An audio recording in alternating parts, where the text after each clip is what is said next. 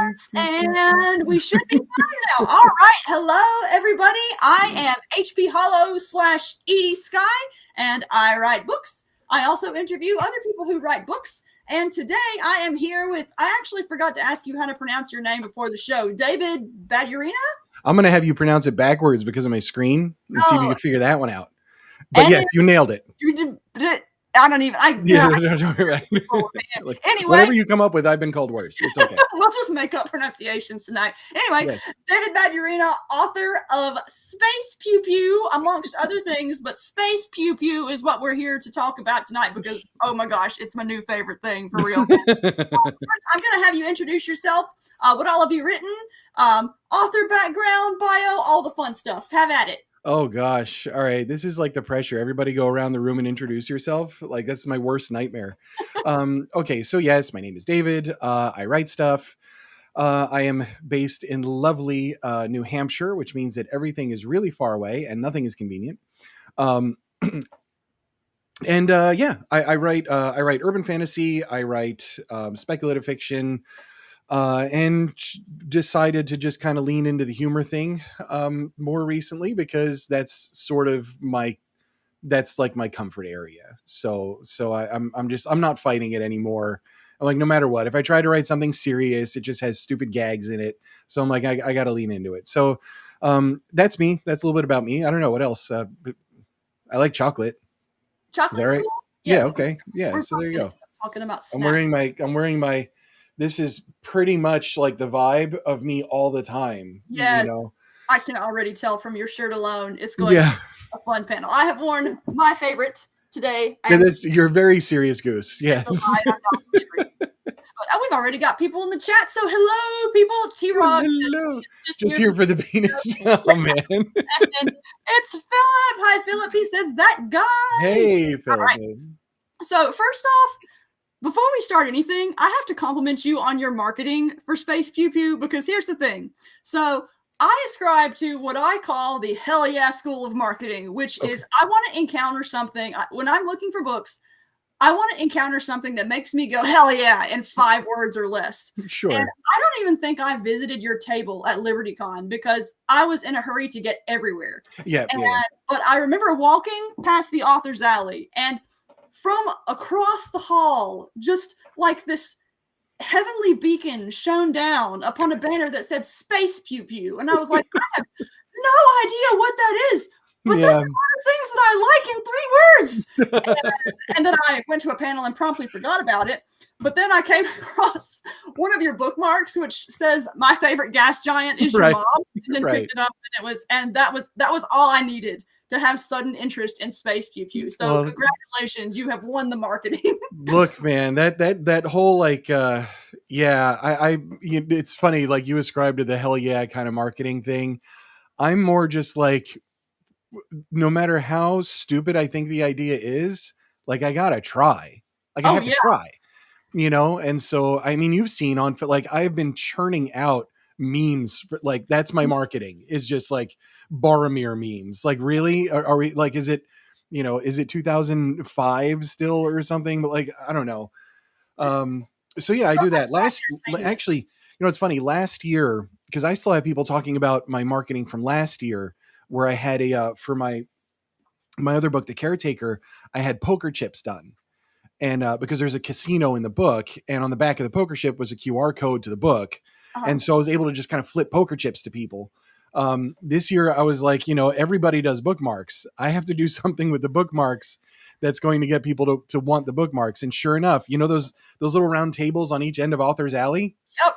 I'd put a stack of 10 on there. I'd walk away. I'd come back 15 minutes later, gone. It absolutely worked. Yeah. No, I got 150 of them out at LibertyCon. Uh-huh. Yep. Wow. That's amazing, man. It's hard to market as an author, and you have nailed it. And I really like the point you made too about just trying every dumb thing, because I love writing, but I love marketing just as much. Like I'm one of the few authors where marketing is my hobby. And a lot of times, like 90% of marketing fails. It's like that 10% that works really well. Right. And whenever I do experiments, I always find that my most successful stuff is the stuff where I have reached the screw it, let's try whatever point. Yeah.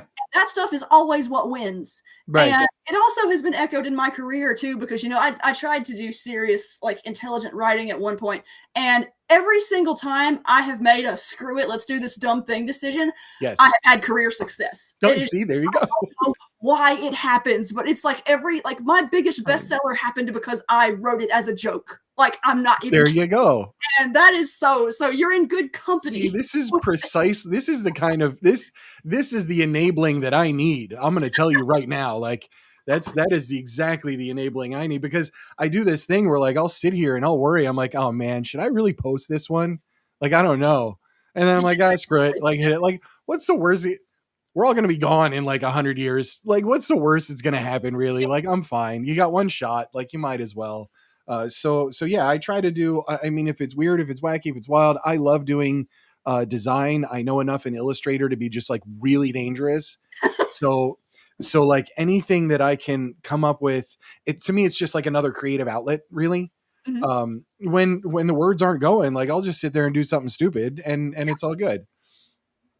Yeah, it's a completely different kind of, like, it's still creative, but it's a completely different kind that engages a different area of the brain. And I think that's one of the reasons why I find it fun too. Oh, we've got more comments. Jacqueline's Jungle says he's okay.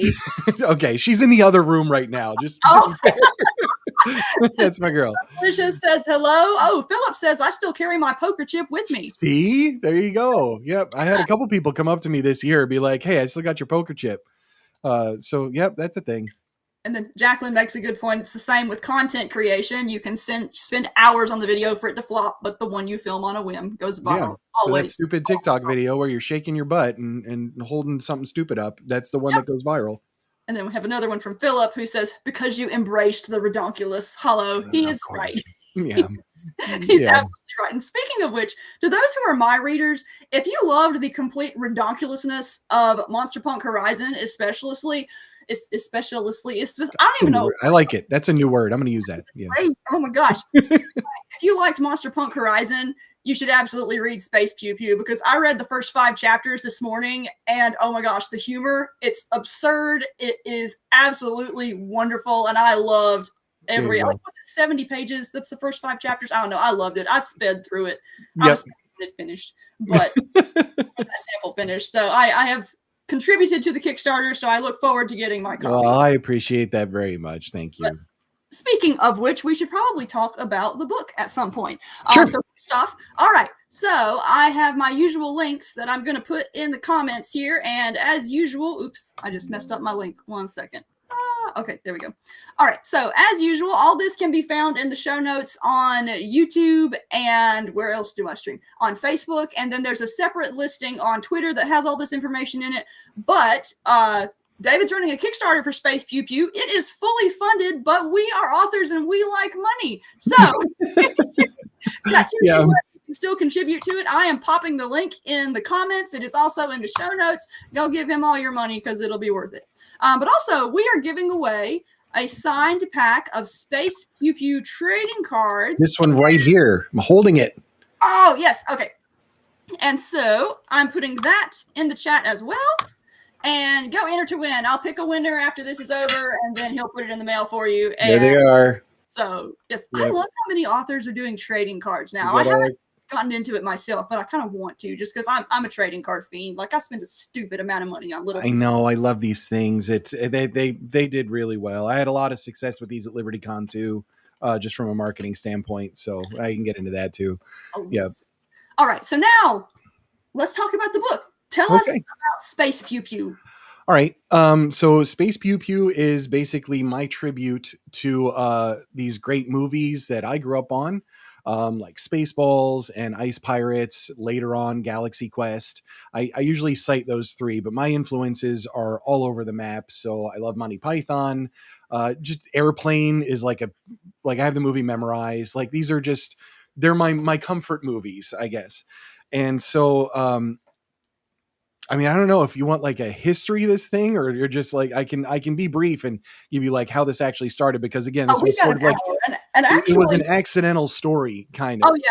How did Space Pew Pew happen is absolutely one of my questions, because the the vibe the story gives off is just like it has the vibe of something where a bunch of authors were sitting around a table at a con, and it was like 1 a.m. and everyone was really drunk, and you went, I'm gonna write a story about all these things that I love, and then you woke up in the morning and were like, whoa, I actually really like this idea, even sober. So all right, you're not far off, right? You're not far off, but it wasn't a bunch of authors and I wasn't drunk. That's actually just my default. Like, I'm this ridiculous 100% of the time. So basically, I was on a site called, what the heck was it? It's one of the writing sites, Vocal, right? So I was on there, and just like, okay, at this point, I have to roll back just a little bit. At this point in my writing life, I was kind of I was in a bit of a depression. My brother had passed away. My dad had passed away, and all within the span of a few years. I finished my debut novel. And when that was over, that was the one piece of writing that I was able to obsess over. And when it was done and it was the end and then it was published, I didn't have that to obsess anymore. And there were a lot of things that I had to deal with that were just life oriented. So I wasn't having the best time. We'll just say it that way, but still just trying to do something. If I could sit down and write, I'd try to sit down and write. I was really trying to force myself to do so, which never works for me. So anyway, they had this prompt on Vocal, and it's just like they throw out a prompt and write a short story, and there's a chance to win like $500 or something like that. So I'm like, sure, no expectation to win anything. I just needed to get something out, right? And the prompt was, it's actually a line that's early in the book. I forget. I think it's somewhere in the first chapter, where it's, they say that in space, nobody can hear somebody scream. Yes. Right. And I'm like, okay, so they're setting up for, they're setting the table, a softball pitch for some kind of space horror thing. And then of course my Gen X, like nonconformist, anti-authority nature is like, I'll show them, right? Like, I'm going to make this the most stupid thing ever.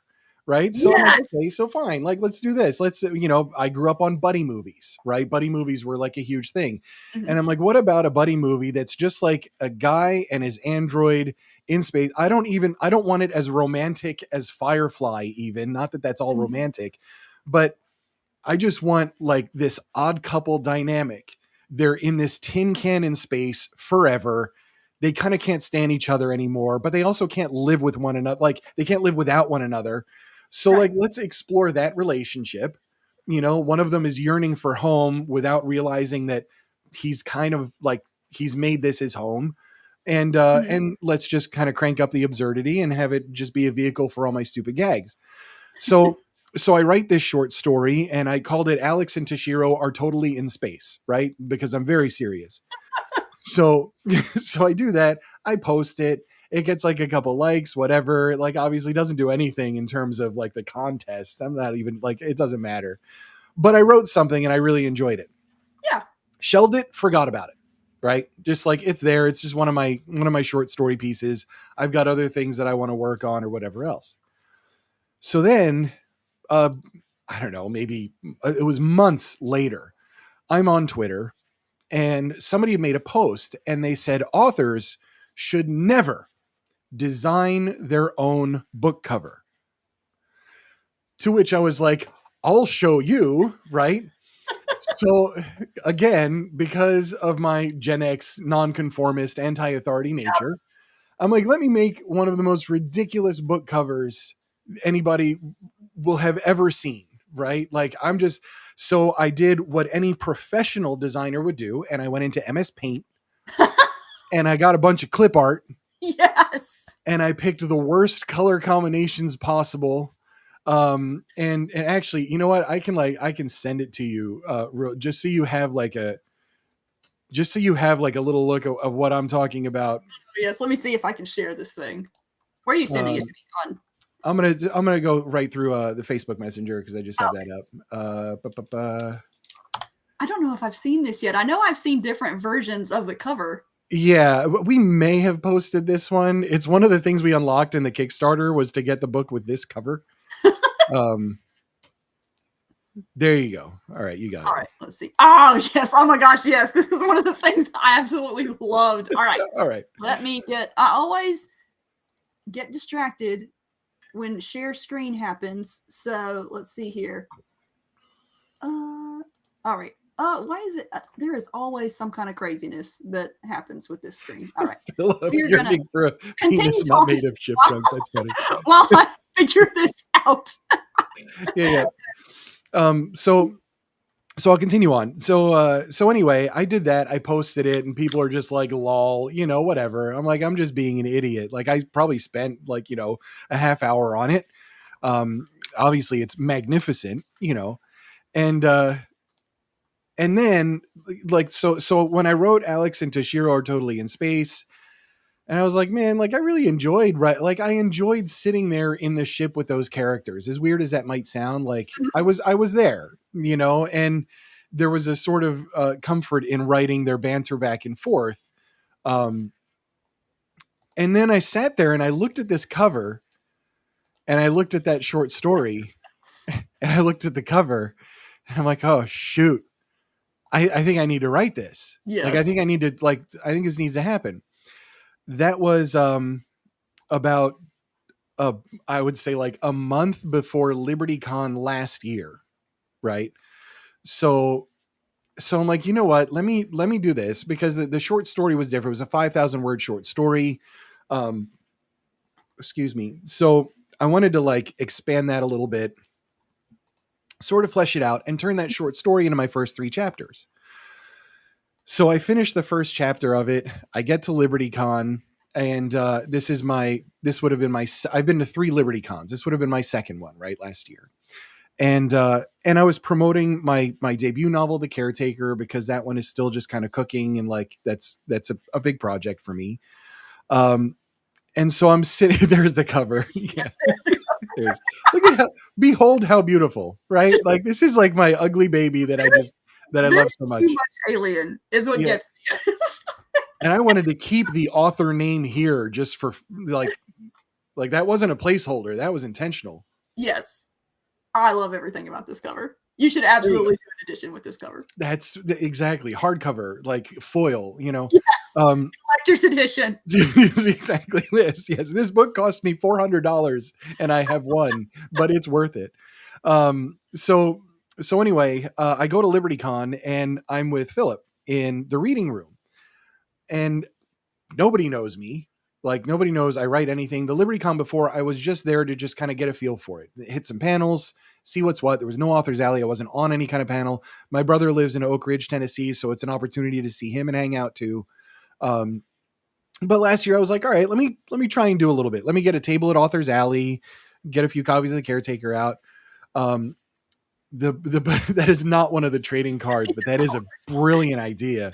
It should be. Oh yeah, it might have to be. All right. Yeah, I may have to work on that one. That's a good idea. Thank you. Yeah, thank you. So anyway, I go ahead and I'm like, let me do the reading room. And they're like, you're reading with Philip Booker. Okay, great. So I go in there, Philip's in there, and there's my fiance was in there and 3 other women that I didn't recognize, and Philip sitting next to me. And he's like, why don't you go first? I was like, oh shoot. Okay. Sure. Why not? Right. There's 4 other people in this room. So I read a chapter of The Caretaker. Everybody loved it. It was great. That's a bit of a heavier book, right? It's urban fantasy. It's a little bit more serious. There were some things that I was working through when I was writing that book, but it is very near and dear to my heart. And so he's like, we got time. Like, what else do you want to read? And I'm like, well, like it's kind of ready. Like I haven't really edited it, but like, sure, let me read you the first chapter of Space Pew Pew. So I go ahead and I start reading it. They start laughing. And by the end of it, Jenny, who was there, was like, I'm texting Hillbilly right now. She's like, we're all like ravens. We're all 3 ravens. And she's like, I'm texting him like, as you're reading the story, like you've got to meet the Space Pew Pew guy. Right. So then turns out, and like Jackie shoved me in front of a hillbilly earlier, like in that con, she knew. She's like, he's got a sense of humor that's just like yours. Like, you need to talk to him. And I'm like, well, I'm an introvert, so I'm not going to, but thanks for the thought, So eventually I did. And I met up with him like at one of he was having like the room parties. Yes. Yeah. Philip, yep. I think I ran from the reading room to find him and told me I have to meet this guy. So I talked to Hillbilly at one of the room parties that were upstairs, and he's like, let's have a talk. He's like, oh, you're the pew pew guy. Okay. And he's like, let's talk when alcohol's not involved, because there was mead everywhere, right? He brought all the mead. Of course. Yeah, I know, naturally. So then it was the next morning at the coffee clutch, and I sat down with him, and he's like, all right, pitch it to me.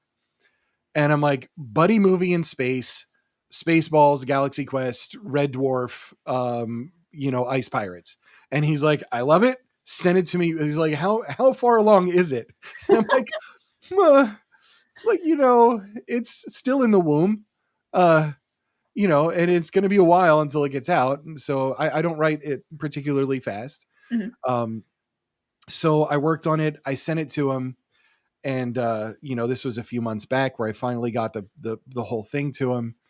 And this whole time I was determined. I'm like, you know what? I am not going to do beta readers for this project. I don't want anybody really seeing this. Mm-hmm. I just want to do it and have it be authentically me and hand it to him and just let the chips fall where they may. So sure enough, he sends me a message and he's like, let's have a phone call and make sure Jackie's around too. My fiance. Mm-hmm. It's like, all right.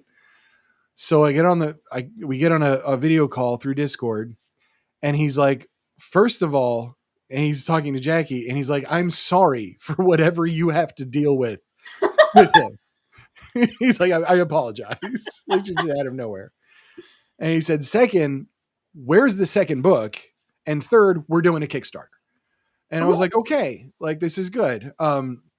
And sure enough, like he told me later, he's like, this is one of the cleanest manuscripts I've ever received. Ooh, and nice. Then when I went through and I was looking at his edits as he was editing it up, like a lot of the edits were just like, I hate you right now, or like, I can't drink anything when I'm reading this, it was like stuff like that. And I'm like, I'm totally okay with that. Those are good edits. Those are good. Those are the best edits. Yeah, for sure. There's some things I had to clean up, twist, adjust, or whatever else, but like, that's normal. So anyway, that was just sort of the genesis of it all. And then this past LibertyCon, I was determined to get more than 3 people in that reading room. Mm-hmm. Like, that was literally my only goal. And I didn't care what I had to do. I don't want to sell anything. I don't need to make any money. I just wanted butts in seats. That was it. So I was like, all right, I did 2 things. First, I feel like I should be taking notes. You see, you're gonna get here's the wacky, like, chaos marketing that I do, right? So the first was creating the trading cards, right? Mm-hmm. And I'm like, let me do one for my characters, for all of them. On the back, it's got funny stuff about them and everything else.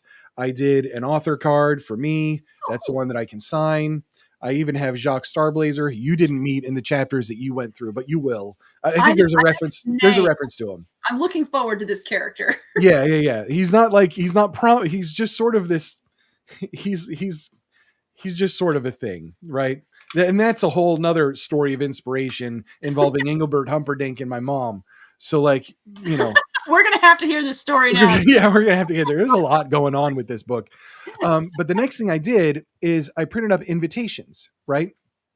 And so they were these.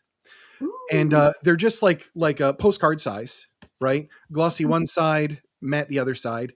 And on the invitation, it just says, greetings. Do you want a free autograph set of Space Pew Pew trading cards? Attend the reading of this hilarious new novel, and they're all yours. And then I have the M. Carter reading room, 7:00 p.m. Saturday, right? Brilliant. And then I had like a couple things, and then a QR code. And if you went to the QR code, it went to my link in bio. The first thing on there was a link to set a calendar reminder on your phone that I was reading. Oh. Because people forget. Mm-hmm. So I'm like, all right, you can get this, you can scan it, you can take one of these, like, it's all good. I printed up 50 of these. I had like 3 left maybe. So I was handing these out a lot, and on the back, it's basically the back cover of the book, right? Which is backwards here, but that's fine. Which gives you just like kind of the breakdown of the book. There's a coffee stain. That's important. You know why, right?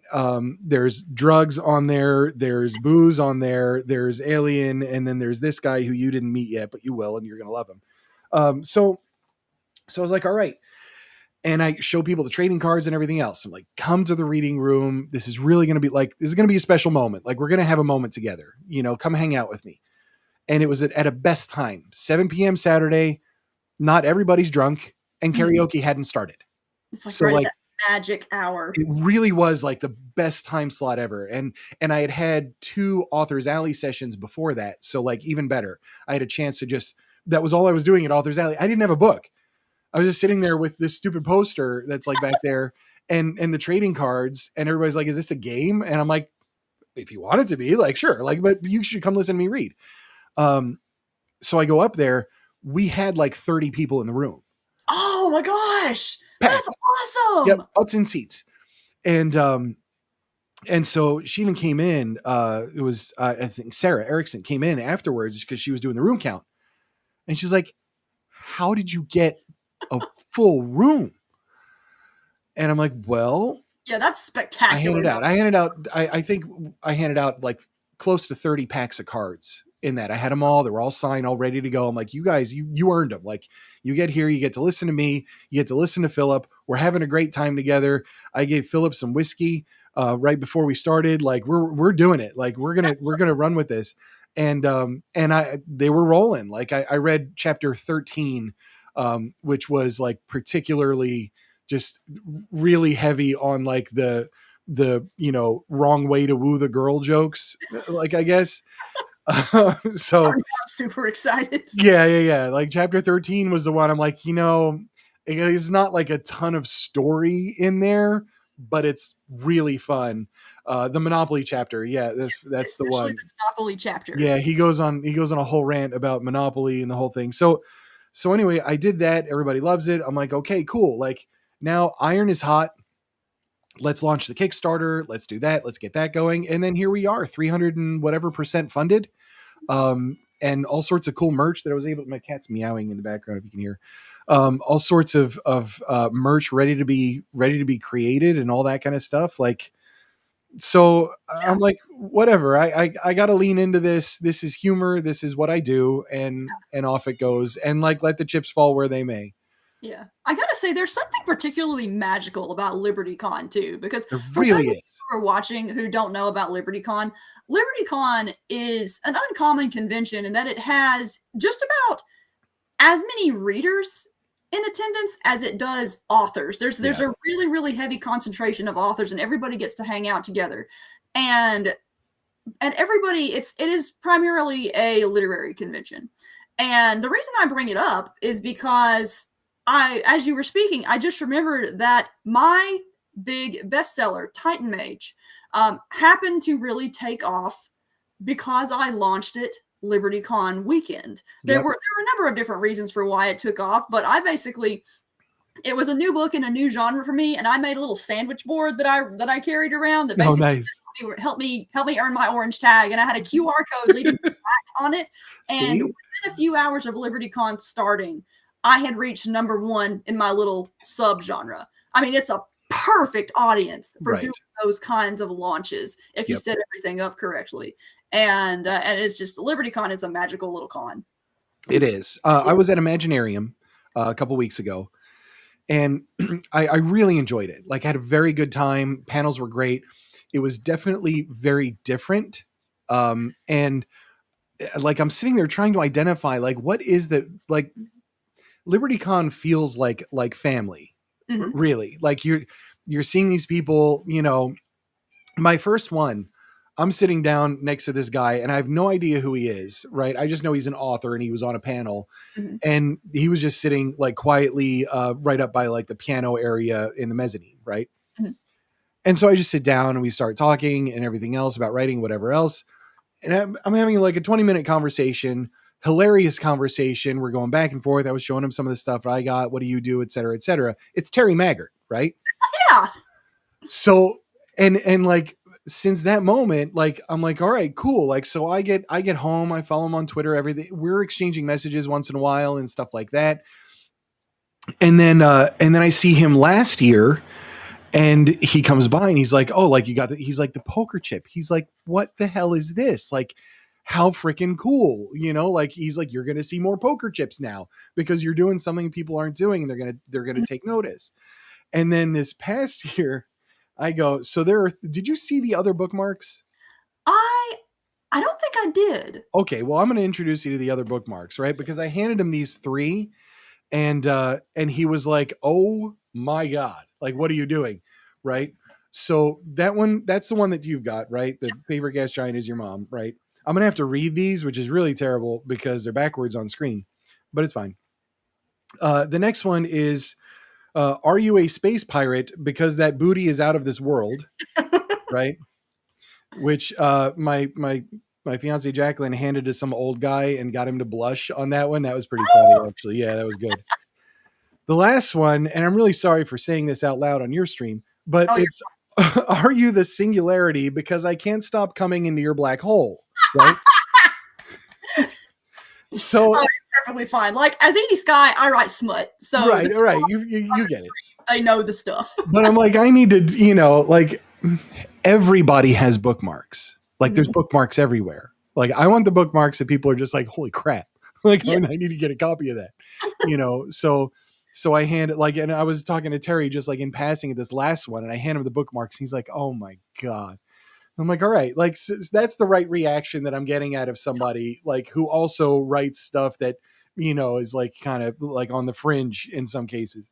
But yeah, LibertyCon is just, it's wild. It feels like home. We love Chattanooga and just like running around there. Just like with the food, the vibe, everything. It's like, I can't wait for those tickets to go on sale, even though I was just there a couple of weeks ago and I snatched them up like in the first 10 minutes. I was at Imaginarium on a panel, like buying tickets. I usually set a timer, and I didn't this year because we have an actual family reunion that overlaps with LibertyCon next year. No, yeah. So it's like I'm gonna miss the nerd family reunion. Yeah. But luckily, I like my family. It'll make next year even more special. Yes, it will. Yeah. Yeah. So let's talk about the Kickstarter now, because you've got a whole bunch of cool stuff going on. So unless you have more to talk about with the book, which I mean, of course you do, but we got plenty of time. Kickstarter. Let's get people giving you money. So talk about some of the reward tiers and whatnot we have going on. Oh my gosh. Okay. So with this, like I sat down with Hillbilly and I'm like, all right, well, we got to do some like weird stuff, right? Like we got to do some like wacky things. And so I'm like, okay, like Jacques Starblazer poster, like that has to be a thing. So in the book, he is the character that's he's the intergalactic pop star, right? He's kind of at that stage of his career where people are questioning whether he's washed up or not. He's been in rehab for whatever kind of space drugs he's been taking, that kind of stuff. And like I literally went for Engelbert Humperdinck in space. My mom used to have his 8 tracks, right? She had a pile of 8-track Engelbert Humperdinck, music. And I'm looking, and like, even as a little kid, I'm like, this guy's really corny. Like, this is really corny. And then I was thinking about it. I'm like, this is like perfect. That's the perfect vibe, right? Like, like a little bit of like a Liberace kind of like Engelbert, just like whatever crooner, and of course you would have diehard fans and people that are like, this is just ear garbage. Like, why are you listening to this? So I'm like, great. So I'm like, I know I need him as a character. So I threw him in.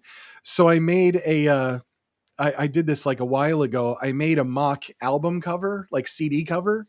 Yes. And I've got the front and the back with like a track listing of like his, Naughty Little Nebula is one of the songs, this kind of stuff. And the album is live in Uranus, obviously. Because like what else would it be? And then I have a little thing on the bottom, like it's available in ancient Terran, which is what we're speaking right now, or Euclidian, right, which is one of the languages that'll be around in there, which is just really stupid. I made up on the spot. So I'm like, all right, let me like do this. And then like I put in just like Alex, the main character, his obsession with Jacques Starblazer just like takes over, you know, with him like all the time. He like fangirls anytime there's something about him and all that kind of stuff. Mhm. So I did like a poster for that, and then somebody actually asked me, they're like, you know, I really want a poster for your space capybara, Boom Boom Der Supernova, and I'm like, sure. So like, this is one of the things I want to make sure people know is like, if there's a poster or like a thing that you want, I'm just gonna make it, because for me this is like joyous, Oh, right? yes. And somebody that's interested enough to be like, hey, I want a poster of your violent space capybara, like you damn well, like I'm gonna drop everything and make that for you right now. I do the You know? exact same thing. Like Yep. one of my favorite things about I have a direct shop now with Shopify with all sorts of apps that I can do to make or that I can use to make print on demand stuff. And Nice. oh my gosh, if someone asks me for a random thing, sometimes it may take me a month to make it just because of writing, but it's like I love doing that kind of stuff. Right. Oh yeah, no, I have a blast in Illustrator and like Photoshop and everything. Like I do all the things. So like I'm good with that. So we've got the trading cards. I think the trading cards were unlocked, and I created a hillbilly card too. He's like, make one for me. I was like, all right. All I had was that picture of him with his head cut off, so I have squirrels coming out of his head, you know, Accurate. because that's like his vibe. Yeah, welcome to being a pantser. 78 says, which is just really stupid and what I made up on the spot. Welcome to being I a don't no, I don't consider myself a pantser, but like that maybe sure. Okay. I am like guilty as pantser charged. spirit in there. We can talk about writing technique too if we have time. Yeah, no, I'm happy to for sure. So anyway, we've got that. We've unlocked Tuckerizations, we've unlocked fictionalize your scenario, which like I would love to get somebody in on that to give me something super challenging. You know, just like space penguins in like a school bus, you know, and like some kind of confrontation. Like I am down for whatever, and I will work it in the book and it'll make sense. Phillips is 3D printed Toshiro. Around the thimble. We had a great suggestion earlier. Oh, where'd it go? There's another comment. I Where's vote the card? Teams themed character in the sequel from Oh, Teams. nice. Yes. There you go. Teams 2. Aye. So anyway, we got those unlocked. We've got I will be recording the audiobook. So that is all me. My studio is right actually back here. I'm also kind of like I enjoy, I've been doing YouTube for years. I'm really big, like I'm kind of like an audio nerd. Mm-hmm. So I really like good audio and everything else. So I've got my whole setup with my mixer board and my recorder and everything. And I love reading aloud. And especially like, you know, characters that I just love writing. So I'm really excited to record all of that. So everybody gets a copy of the audiobook. We unlocked all the 3 Raven stuff. We unlocked a weekend gaming session, which still has a couple seats available. I think there's a few people in it, which is basically like D&D. Hillbilly's going to be the DM, but we're doing it in the Puniverse, right? For Space Pew Pew. So I gotta go. That's what I'm calling it. So yeah, like, look out Marvel Cinematic, look out MCU, here comes the Puniverse, right? But I'm like, you know, I want to create some kind of scenario that we can get people going through and just have a blast kind of sitting on a Zoom call and gaming all weekend. So we've got that one. There's obviously like t-shirts and like all that kind of merch is like stickers and all that stuff is wrapped in as well. And then there was one that we had, and I'm like, you know, you need one for like if there's a whale walking around who's just got a couple grand in his pocket looking to spend on something really stupid. I'm hoping there's somebody like me, but like wealthy out there. And I'm like, okay, so it's the Puniverse trifecta, which means that like there's particular moments in the book that are noteworthy moments, Mm-hmm. right? One of them involves malt liquor and something called Edward 40 Hands. I don't know if you know what that is. No, not yet. Okay. Edward 40 Hands is a game, I guess, that was played. And basically you take 2 40-ounce malt liquors, like Mad Dog 2020 or whatever. You duct tape them to your hands, right? Somebody else needs to help you out. And you're not allowed to get them off of there until they're done. Uh-huh. Right. So that's a lot. That is referenced in a particular scene in the book that's just I don't want to say anything more about it because you have to experience it. And then there's there's fighting and there's gunplay and stuff like that. It's space pew pew, so there's some of that. It might be an East Coast thing. Yeah, that's a good point. And then there's this running gag. You haven't met by chapter 5. You haven't met Leopold yet. Mm-hmm. Leopold is a mycelium based. He's a mushroom. He's an alien mushroom, right?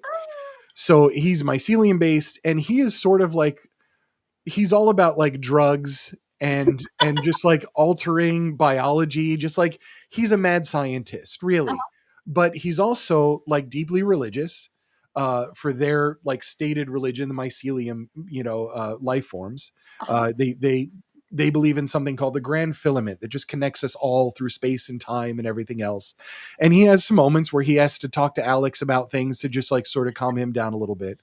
It is kind of like a nightmare. Yeah. Not wrong. So anyway, his thing is when Leopold is like ready to like offer some form of like body or mind altering drug to Alex for a specific purpose, he always says that there's just a chance that you could develop a second rectum. Like that's like always the side effect, right? Gosh. For anything that he does, it's always like, oh, hopefully this doesn't happen, or just like gastrointestinal, only a 33% chance you'll grow a second rectum. Yes. That is one of the lines in there. So anyway, we developed this one Kickstarter thing, and it was $5,000, right? The tallest tier, the biggest thing, fly you out to Knoxville. And then I needed something like, we'll have some Mad Dog, right? We'll have some malt liquor. We'll go to a range and get in all the shooting, rent the stuff and do all that. Mm-hmm. But then I needed something that had to do with a second rectum. So I'm like, you know what? I'm going to buy you Taco Bell. Of all the crazy sentences that have been uttered on this podcast, that is the greatest and craziest. I need something that involves a second rectum. Yeah. Taco Bell is a good choice. Right. So malt liquor, Taco Bell, and a gun range, but not in that order. Yeah, it's just really bad. So we really did unlock, we unlocked so many tiers and everything. And it was like sudden. Hillbilly launched it early. That was on him. Because we were sitting there on like a call and he was sharing his screen. He's like, all right, I just have to hit this button. But like the time was set to launch it right now. Oh no. Which was like 2 days early. And so we did. And then I'm like, oh crap. Like I got to go on. I got to post on everything. Like it just launched. So I did. And then I started getting these responses from everybody that was really funny. And they're like, this is so on brand for this book. I was about to say the exact same thing. Like it works. It fit. And I was like, you know what? We're just going to run with it. I rescheduled all of my memes to get like sent out on all the things and everything. So there we are. Like there's a ton of stuff unlocked. And we just had a great time with it. I mean, that's really what it's about. So. Oh yeah, like the entire experience of this Kickstarter has been fun. From reading the Kickstarter page to itself to seeing all your memes. Like I'm so pumped for the book, man. I just really hope people like the book. They're not like, oh, this is crap. Like I read through the first 5 chapters this morning, and the thing about it that I really enjoy is that yes, it moves at a slam bang hilarious pace, but it's a really fun read. Like it's really concentrated, and the humor does not stop. Like I eventually had to like go inside. I was laughing so hard at stuff because I read outside, and so my neighbors could just hear me blatting all over the right with that. But it's I started laughing and did not stop for like 70 pages. Yeah, so it's a great read. Oh, that's fantastic. I appreciate that. One of the compliments that Hillbilly had given me after he read it, he's like, look, I am dyslexic and I have ADHD and I read it in a weekend. Yeah. And I'm like, you know what? I'll take it. Like, that's fantastic. Like, I didn't even think of it in these terms, but I have OCD and have really tremendous difficulty focusing. And it literally just occurred to me that I read all 70 pages in one sitting, which is not something I usually do. Like, I think the only other book that I've done that with recently, I think Shammy Stovall has one coming out that the time marked Warlock. Yeah, I was reading that one for her, and I read that one pretty quickly too. But I generally do not read fast at all. So the fact that Space Pew Pew was something I could sit down and read and keep my attention on, that's a high compliment too. I like to think that that's part of my writing style. I've actually had that compliment numerous times with my debut novel as well. And so people are like, I couldn't put it down. I read it in a weekend. The and I'm like, you know what, that's fine. Because all I want is I want people to have an escape, you know, with something goofy, something funny, just like, let's laugh together, for crying out loud. Everything is so serious right now. Exactly. You know, so let's do this. And then I like, I'm happy and I get to dig in and write more on these characters. Like I'm going to have a blast. Jacqueline says you've unlocked hyperfixation for us neurospices. That's right. All right. Well, I want to talk about writing because you said you're not a pantser. Even though the book kind of has those crazy, chaotic pantser vibes. So I'm curious, what is your writing process? Okay. So I have tried to be every writer. I'll start with that. I've tried to be the 1,000 words a day writer. I've tried to be the outline everything and map it all out writer. And I find that just one of the real struggles that I had was getting used to my creative process, right? And forgiving myself for it not being what other people have as a creative process. That was a big deal for me because there was a lot of imposter syndrome going on. There's a lot of just like, I'm not these people, you know, and these people are churning out books and everything else. And so I found this sort of groove where it's like, I can be ready and I can sit down and I can go like on a Saturday to a coffee shop. I love writing in public. You know, it lets me, while I'm thinking about what's going on, I just like watch the world go by, you know, with my ear canceling buds are in. I always have music going when I write. So that's the first thing is like, I'll sit there and maybe 200 words will come out or maybe nothing will come out. And I've just had like a good coffee and like a little breakfast sandwich. And I'm like, okay, chalk it up. Like I'll try again in a couple days or whatever. And then some days I'll sit there and 5,000-6,000 words will just fall out of my head. Yep. It's all out. But what I typically do is I'll map out, like, I'll jump. Like, let's say I'm working on a chapter 5, for instance, right? The first thing I do when I sit down and I'm ready to write is I go to chapter 4 and I reread it. And I kind of read it with the read aloud voice, not just aloud, but like, you know, I'm going through it. I'm looking at the cadence and I'll do some light editing as well. Like I do edit as I write, whatever. It's just what works for me. So like I'll polish up chapter 4 and then I'm working on chapter 5 and I get it done. Chapter 5 is mapped out. I map out the beginning and the end. This is the beat where it starts. And this is the beat that I need to hit in about 2,500 to 3,000 words. And as long as I have that, the middle for me is just playtime. So, and then I'll extend that out. So I'll do the same thing and I'll map out chapter 6, 7, and 8. I usually don't go farther than that, though I already know the ending. And I know generally where it's going to be going after that. It's sort of like the whole, I think it was Neil Gaiman. It was like kind of like flashlight in the dark sort of thing. Like I can see ahead a little bit. Like I know where I'm going. I just don't know exactly what's past there. But I never start writing a project unless I know the ending and I know the beginning. I have to know where I'm starting and I have to know what's going to wrap it up. And then I'll do 3 chapters at a time. So if I map out, you know, roughly, and I just write like a paragraph basically at the top that's just like, you know, set aside. And it's like in this chapter, like Alex starts here. He's got to do this, this, and this. Andromeda does this, this, and this. Toshiro does this. Chapter ends when this happens. Right. And I'll do that for like 6, 7, and 8. And then when I'm working on chapter 6, I go back, I do some 10, 15 minutes of editing on chapter 5. I reread it. I write chapter 6. Now I've got 7 and 8 done. I go to 9 and I'm like, okay, 9 should probably look like this at this point. And so I just sort of do it in those stages of 3 as I go through. That's not to speak on like editing and everything else. I am an adverb annihilator. I annihilate just about every single adverb outside of dialogue. You won't find them. I think that's part of just how I like to write too, because I like to write descriptively. I would rather show how somebody's nervous than say he did something nervously. So, I have my own techniques there to just polish up. And I think all these things together sort of form my style, like in Yeah. a way. A lot of your techniques actually overlap with ones that I use. I'm a little bit more of a structured outliner. Like, I don't start a novel until I have at least a skeletal outline going. Yep. But right down to going to the coffee shop and just taking each day and planning out what I'm going to do in little chunks. I mean, yeah, it's a really handy technique. It's, you know what, it keeps me Yeah. on the path that I'm supposed to be on, but Yeah. it allows that Allows brain that that's just freedom. like, hey, I just had this really stupid idea. How do I work it in? Yeah.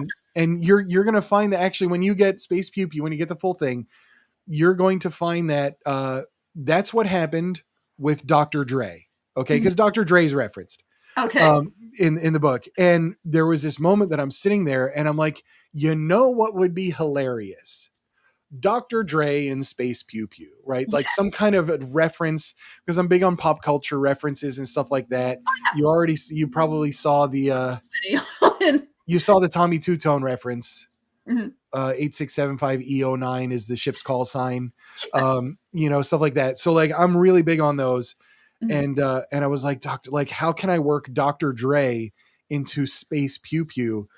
And that was one of the ones. I'm like, this may turn into an extra chapter. I don't care. I was having a blast. Those are my favorites. Oh my gosh. Yes, exactly. The Exactly. random ideas always end up being the best ones. It's so wonderful when that kind of thing hits and you're excited to write it.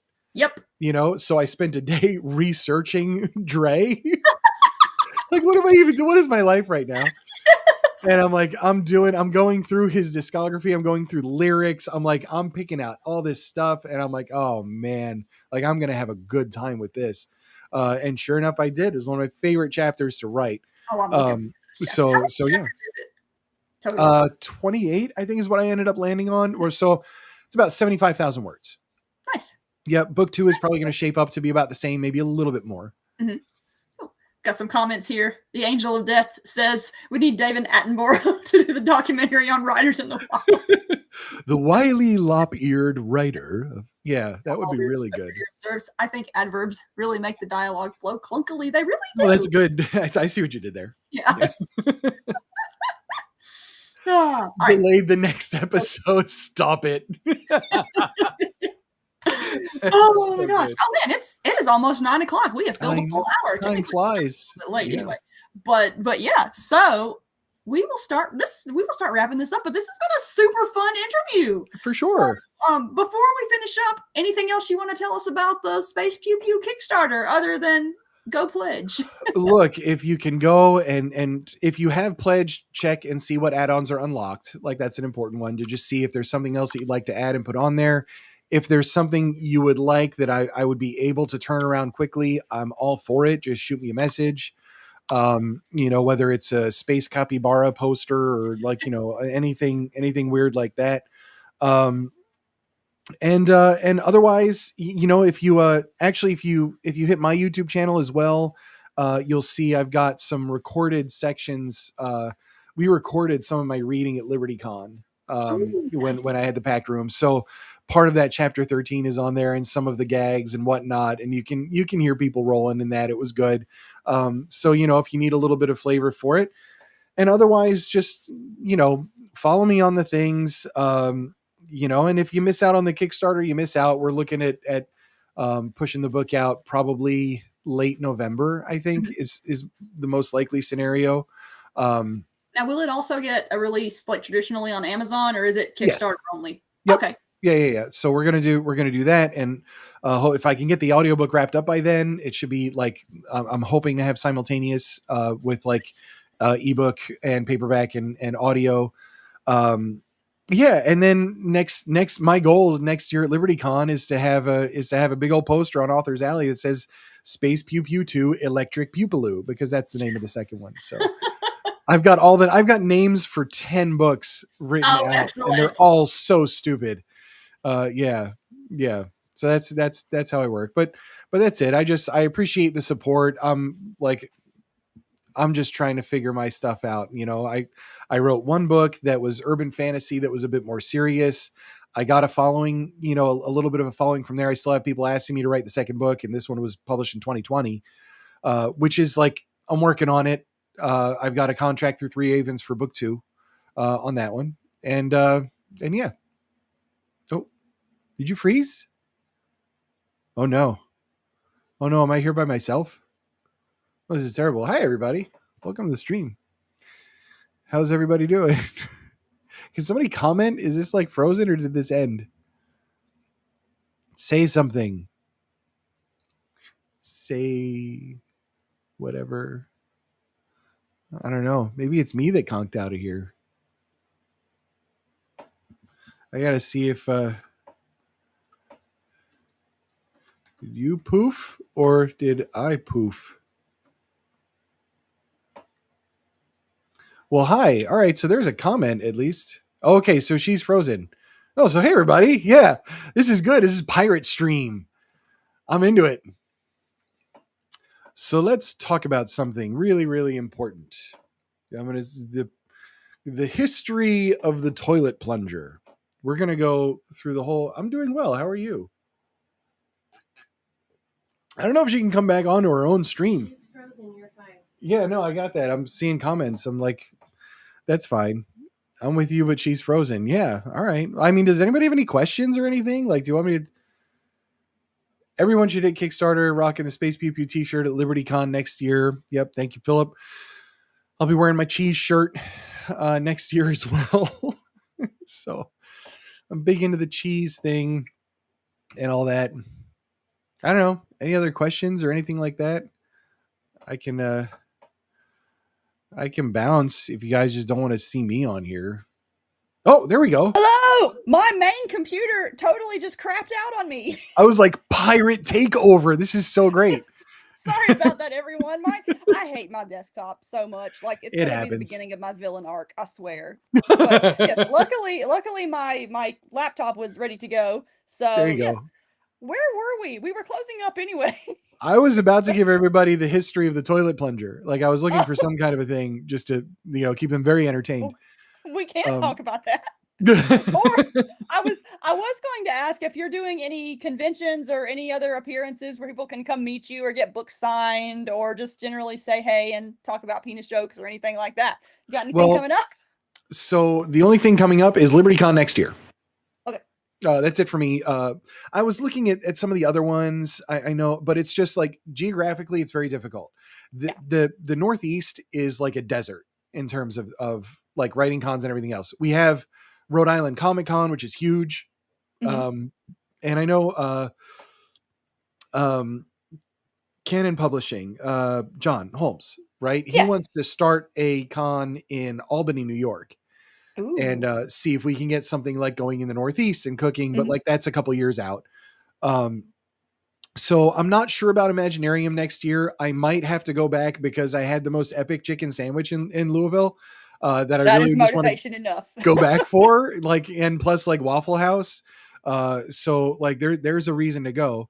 But certainly LibertyCon. Somebody mentioned MarsCon is a good one. I think it's in Virginia. MarsCon's a fun one. Is it? Yeah. Yeah. Dragon is just like it's gigantic and terrifying. So like I don't know if I want to subject myself to that. DragonCon, DragonCon is an experience. That's what everybody says. So, but for anything and really for anyone, and one of the things, actually, I would really just like a moment to say this. So like I have been there as the writer that thought that I'm not a writer or not good enough or, have that imposter syndrome, didn't know what to do, didn't know who to talk to or ask questions to or anything like that. Mm-hmm. So one of my things just personally is if there's ever somebody out there that's working on their own writing, I'm not an expert, but I've done a lot and I've done a lot of marketing and I've done a lot on like YouTube and just getting myself out there and making the words work. My debut novel was just all me, except for I hired an editor and I hired a cover designer, but all of the marketing, everything ground up, nobody else involved. And that one nearly 1,000 copies sold on it, which is pretty unheard of for just nobody in their first book. So like I've been through this, I've also written nonfiction. We've got that book coming out this year as well. Mm-hmm. So if anybody is ever just in that frame of mind of like, I don't have a lot of direction. I've got some writing down. but I don't know if it's good enough, so on and so forth. Like if you have questions, if you need help, like I'm always available. So I'm like on all the socials, and all you got to do is hit me up and just be like, hey, like I just had a conversation with a couple people recently about this, where it's like, like how do I get myself out there a little bit more? What can I do? And it's like, look, I can try and help, so I'm always happy to talk shop. I guess that's like kind of what it's, what it comes down to, and give some guidance, because like I had a hard time getting that myself. And I know what it's like when you don't really want to reach out to other people. So, oh yeah. And especially for introverted authors too. I mean, a lot of us are like, I can fake extroversion really well to the point where I found my author community thinks that I'm an extrovert and I'm just not. I turn myself on for cons and for interviews, but then the rest of the time I just want to go like hide under my blanket and then not talk to anybody. Yeah, right.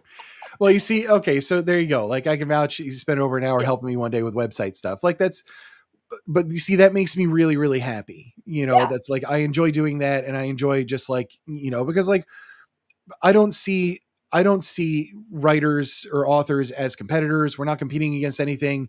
If you write a funny book and I write a funny book, we've got a market.